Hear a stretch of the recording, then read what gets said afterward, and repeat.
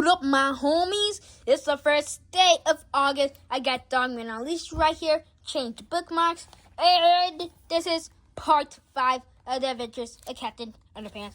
Chapter 14, The Big Bang. After their quick escape, George, Harold, and Captain Underpants stopped on a desert street corner to catch their breath.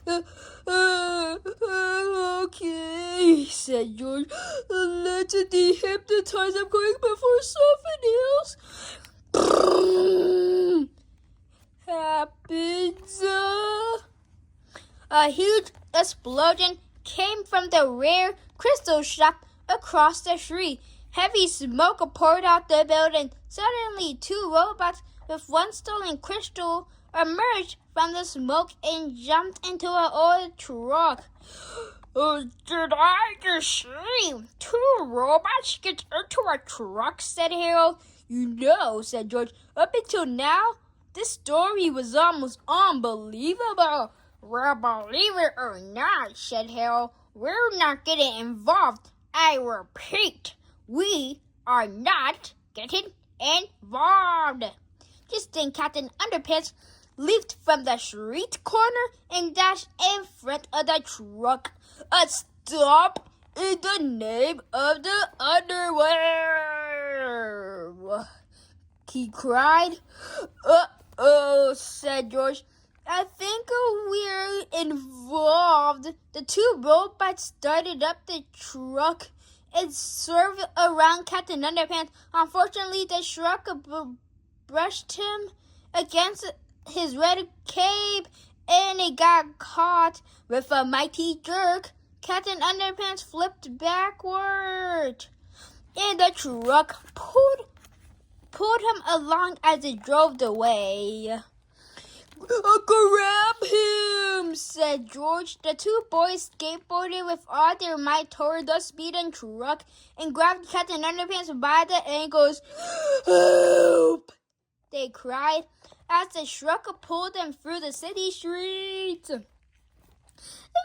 Mommy, said a little boy sitting on the bench, I just saw 2 robots driving in a truck with a guy in the elevator, hanging off the back by a red cape, pulling 2 boys on skateboards behind him with his feet. Well, how do you expect me to believe such a ridiculous story? Asked his mother. And look what she's reading right now. Bigfoot gives birth to 2,000-pound UFO babies. What the heck? A screech! Finally, the truck came to a screeching halt in front of an old abandoned warehouse. The sudden stop made Captain Underpants crash through the front door. Well, said a stranger inside the warehouse. It looks like we have a visitor. Chapter 15, Dr. Diaper. George and Harold hid behind the truck until the coast was clear. Then they sneaked up into the hole in the door and peeked outside. Captain Underpants was all tied up. The 2 robots were standing guard, and a strange little man wearing a diaper was laughing manically.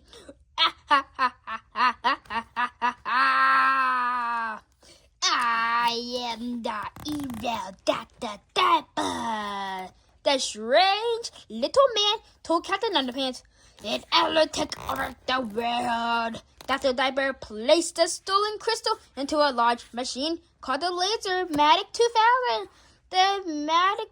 The machine started to light up and make loud noises.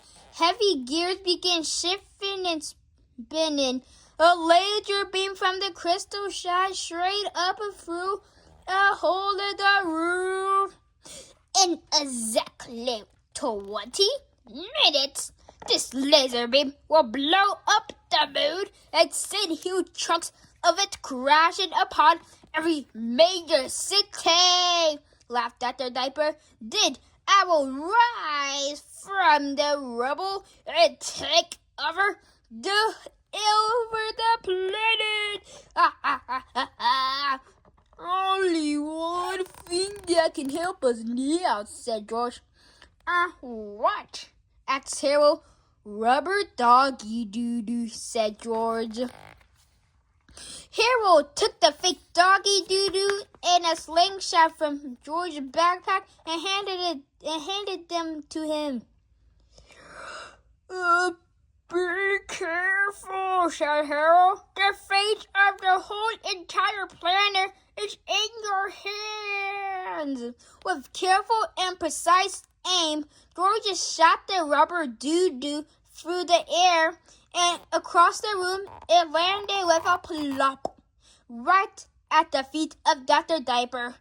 Yes, whispered George and Harold. Plop.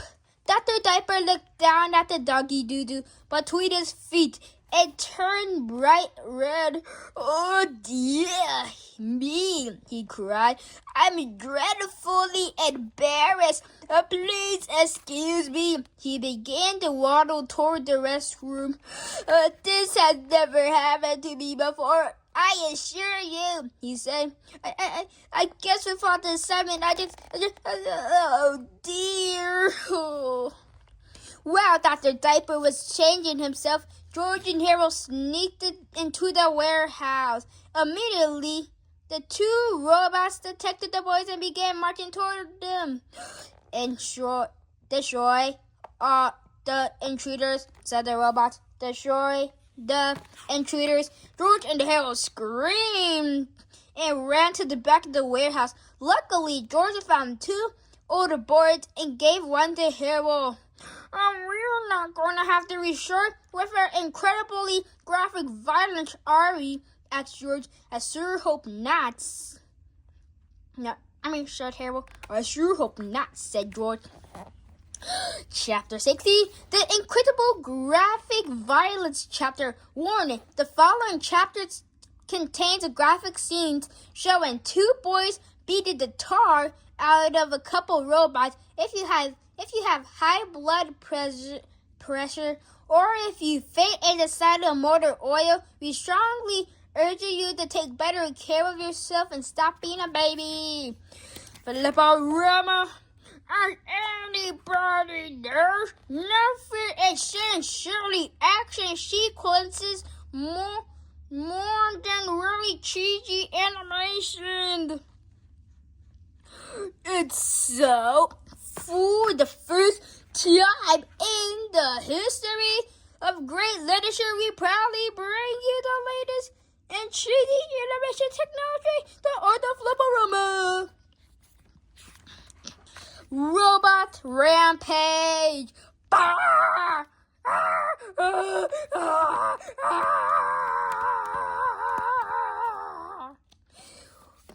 George saves Harold. Boing, boing.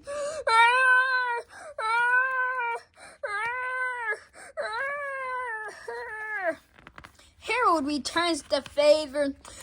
Boing, boing.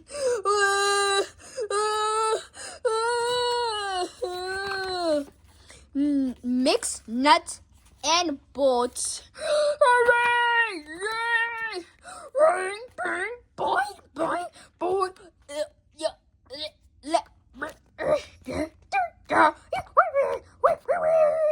look at the robots' faces. Their eyes are X's now.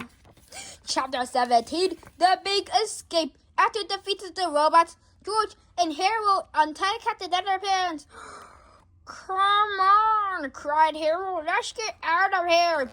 Wait, said Captain Underpants. We have to save the world first. So George and Harold and Captain Underpants frantically looked all over the Laser-matic 2000, searching for a way to shut it down and stop the inevitable disaster. Said Harold. I think this might be the lever. He pulled the self-destruct lever with all his might. Suddenly, the Laser-matic 2000 began to sputter and shake. The huge laser beam turned off, and pieces of the machine began flying off the directions. Oh no, it's gonna blow, cried Harold. Run for your knives. Not so fast, screamed Dr. Diaper, who had appeared out of nowhere. You dismounted my robot. You destroyed my laser mounted 2000. And you ruined my chance to take over the world. But you won't live to tell the tale.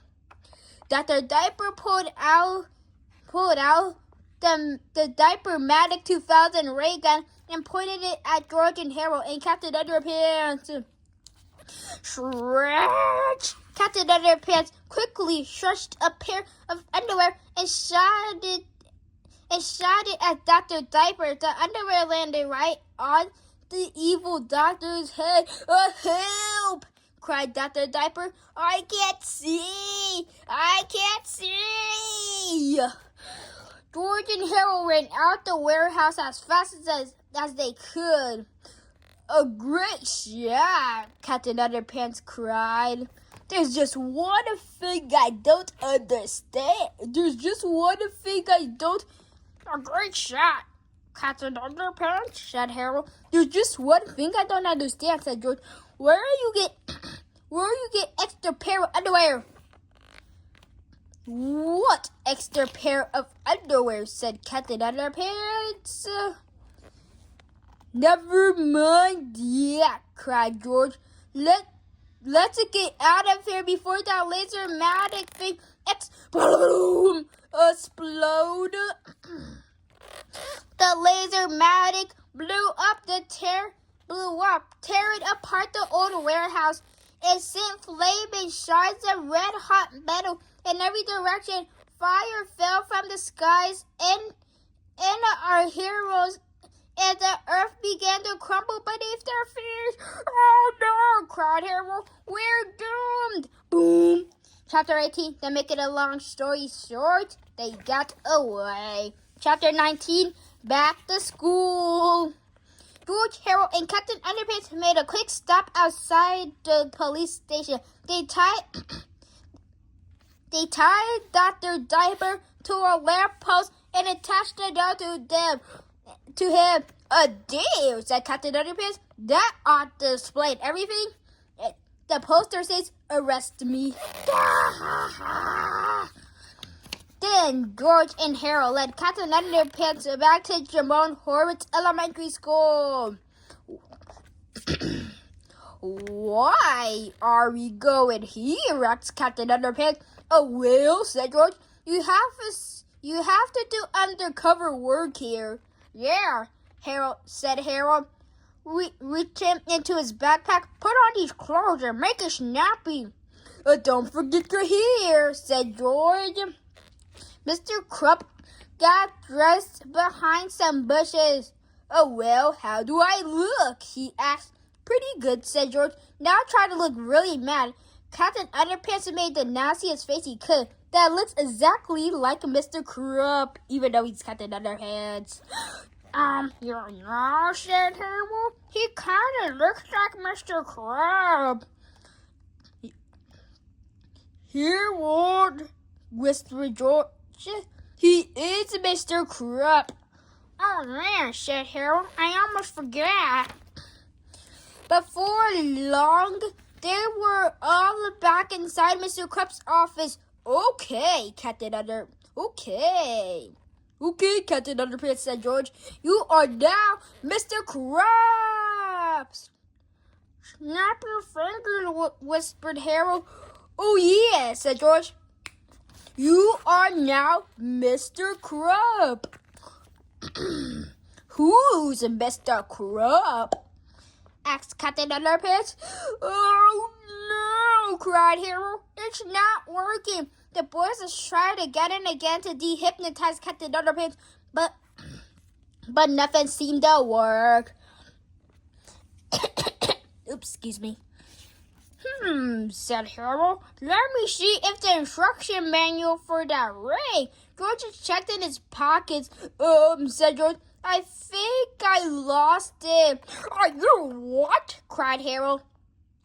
The two boys searched through the office, but the 3D hypno-rig instructed manual was nowhere to be found. Oh, never mind, said George. I got a better idea. He removed the flowers from a large vase in the corner and poured out all the water on Captain Underpants' head. What did you do that for? cried Harold. Sorry, there's a tickle in my throat. I saw him do this in a cartoon once, said George, so it's gotta work. After a few minutes, Mr. Krupps slowly came to, what's going on here? He demanded. And why am I all wet? George and Harold have never been so glad to see Mr. Krupps in all their lives. I'm so happy I could cry, said Harold. Well, you're gonna cry when I give the videotape to the football team, shouted Mr. Krupps. I had it with you, too. Principal Krupps took the videotape out of his file cabinet. You boys are dead meat, he sneered. He stomped out of his office. The videotape headed toward the gym. George and Harold smiled. Wait till the football team sees that, said Harold. Yeah, said George. I hope they like singing Purple Dragons. Hey, look, said George. I found the 3D Hypnotic Instructor manual. It was in my pocket shirt, not my pants shirt. Well, throw that thing away, said Harold. We will never need it again. I sure hope not, said George. Chapter 20. The end. The things at Jabon Hort's elementary school were quite the same after that fateful day. The football team enjoyed Mr. Krupps' video so much they changed their name from the Knuckleheads to the Purple Dragon Sing-Along Friends. The name change didn't go over well with the fans. But hey, who's gonna argue with a bunch of linebackers? George and Harold went back to their old ways, pulling pranks, cracking jokes, and making new comic books. They had an eye on Mr. Krupps, though. Because, for some reason, every time he heard the fingers snap, when he heard the sound of fingers snapping, Mr. Krupps turned back and tell you know who. Oh no, cried Harold. Here we go again, said George. Tra-la-la. Alrighty, you might wondering, hey, why aren't you reading this? Well, if you want to know the full story of that, if you're a Dogman fan, then you can know the story of Dave Pilkey. It's at the end of his books. Well, that's it for today. See you later. Bye-bye, Docs.